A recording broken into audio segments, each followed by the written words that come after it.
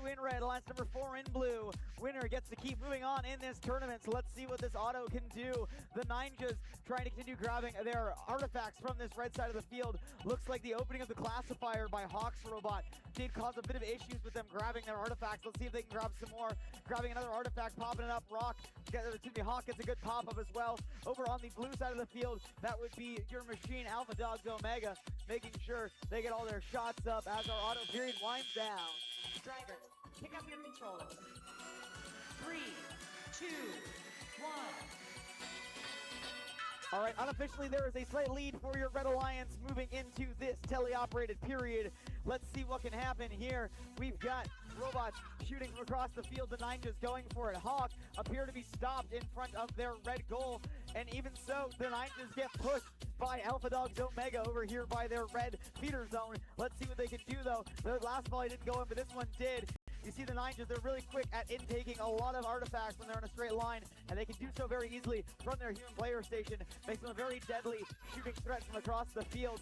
Your Blue Alliance trying to catch up, and it's helpful that one of the Red Alliance robots still is not moving.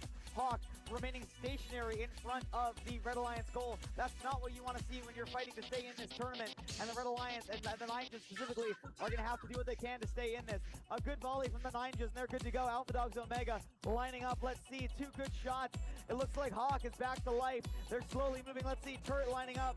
3 shots go on, but only 1 goes in.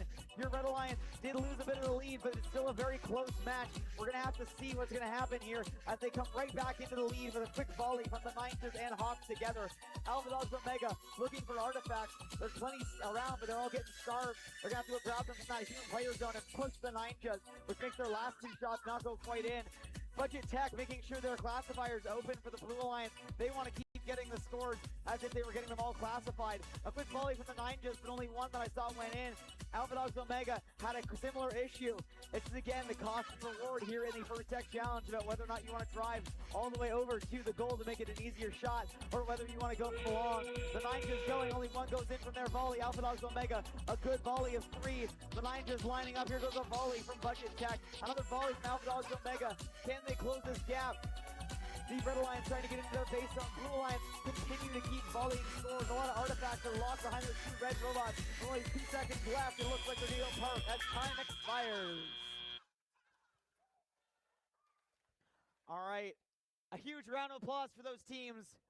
They left their heart on the field.